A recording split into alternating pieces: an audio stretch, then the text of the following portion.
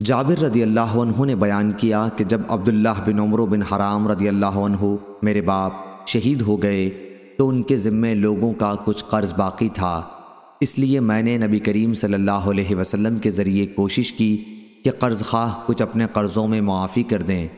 نبی کریم صلی اللہ علیہ وسلم نے یہی چاہا لیکن وہ نہیں مانے۔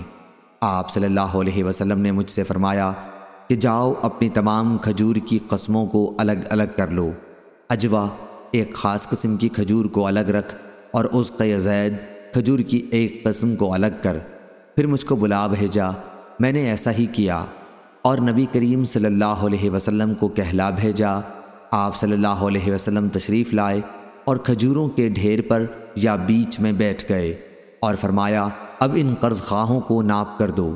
میں نے ناپنا شروع کیا، جتنا قرض لوگوں کا تھا میں نے سب ادا کر دیا، پھر بھی تمام کھجور جوں کی توں تھی، اس میں ایک دانہ برابر کی بھی کمی نہیں ہوئی تھی۔ فراس نے بیان کیا، ان سے شعبی نے ان سے جابر رضی اللہ عنہ نے نبی کریم صلی اللہ علیہ وسلم سے کہ برابر ان کے لیے تولتے رہے یہاں تک کہ ان کا پورا قرض ادا ہو گیا۔ اور ہشام نے کہا ان سے وہب نے اور ان سے جابر رضی اللہ عنہ نے کہ نبی کریم صلی اللہ علیہ وسلم نے فرمایا کھجور توڑ اور اپنا قرض پورا ادا کر دے۔ صحیح بخاری حدیث نمبر 2127۔